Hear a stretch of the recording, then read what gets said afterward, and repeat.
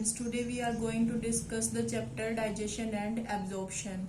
So in our last lecture we have discussed digestion in case of stomach. Means in case of stomach there is the gastric juice, and in the gastric juice there is the enzyme pepsin, so which help in the digestion of protein, and small amount of lipase is also present, but not exactly the digestion of fats start in stomach. So after that there is the digestion in case of alimentary canal. But before the discussion of the digestion in case of alimentary canal, we have to understand different types of juice which are collected in alimentary canal. So first is the bile juice, second pancreatic juice, and third is intestinal juice. So it is very clear from the name, bile juice that is from the liver, pancreatic juice from the pancreas, and intestinal juice is automatically present in the intestine. So these are the different types of juice which are required for the complete digestion of food in small intestine. So firstly we have to discuss pancreatic juice. So pancreatic juice that is present in the, you can say, the pancreas. So pancreas, it is a heterocrine gland which work like exocrine as well as endocrine gland. So this gland have the enzymes. First is trypsinogen, second chymotrypsinogen, and third procarboxypeptidase. So these three enzymes are the inactive form, and the mucosa layer of intestine that secrete an enzyme known as enterokinase, that is very important. Means from where it is released. So it is released from the mucosa layer of pancreas. So this help in the activation of this trypsinogen into trypsin, chymotrypsinogen into chymotrypsin, procarboxypeptidase into carboxypeptidase. So these three inactive enzymes become activated by this enzyme known as enterokinase, and this enterokinase is secreted by the mucosa of pancreas. After that there are other enzyme also, lipase, amylase, and protease. So it is very clear from the name, lipase. So this enzyme help in the breakdown of fat. Amylase, that is very clear, means in digestion in our mouth we have discussed salivary amylase. So amylase word is related to the digestion of carbohydrate. So carbohydrate also digested by this enzyme. And protease, that is very clear, these are also the proteases, because trypsin, that is the protein digesting enzyme. Okay, I think that is clear about the pancreatic juice. So pancreatic juice have trypsinogen, chymotrypsinogen, procarboxypeptidase. These are the inactive form. Firstly they change into the active form, and this active form further break down the proteins. After that the second is the bile juice. So this bile juice that is released by the liver, but that is not stored in the liver. It is stored in a sac-like structure known as gallbladder.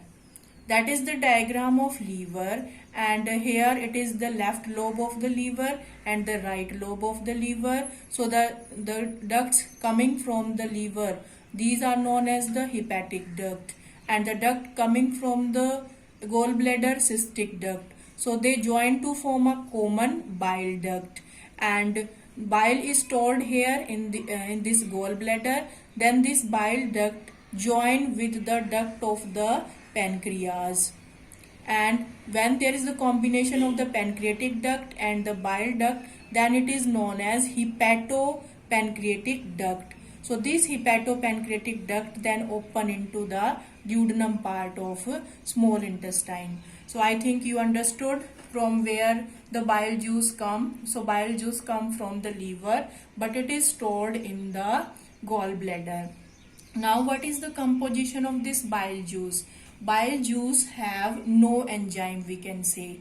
There are the no enzymes, but bile pigments are present, bile salts, cholesterol, and phospholipids. So there are the two pigments, biliverdin and bilirubin, and bile salts are there, cholesterol, phospholipid. We can say there are the no enzyme, means they don't help in the digestion, but this bile salt, we can say it help in emulsification of fats, means the large molecules of fats into small molecules of fat, so that digestion of fats can start, and this process is known as emulsification.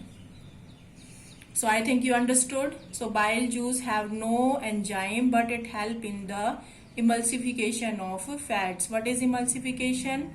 Breakdown of large molecules of fat into simple form so that they can be digested. After that, the third is the intestinal juice. So intestinal juice means this juice is secreted by intestine itself. So intestine have the different layers: serosa, muscularis, submucosa and mucosa. So mucosa, that is the innermost layer, and the serosa, that is the outermost layer. So we can say the mucosa of intestine that secrete, that have the some cells. These epithelial cells of the mucosa have some cells, and these cells are known as goblet cells. And what is the function of goblet cell?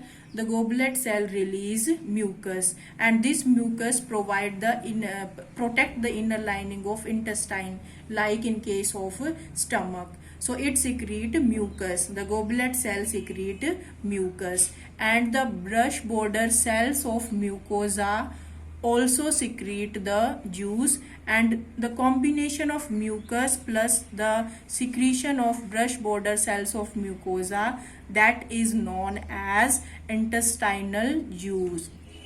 And this intestinal juice is nothing but it is known as succus entericus.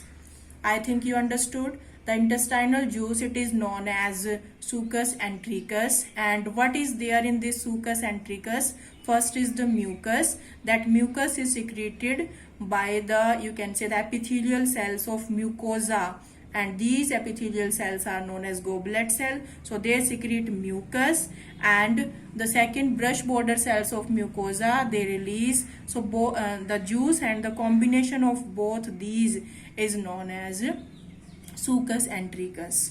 Okay, so students, in this lecture we have discussed about the different types of juice present in our intestine: bile juice, pancreatic juice and intestinal juice. So before the digestion of the different component of food, there should be the clear idea of these three types of juice: pancreatic juice, bile juice and intestinal juice. In our next topic, we will discuss the different reactions related to the different component of food, how the carbohydrate, proteins and fats are digested in our small intestine. Thank you.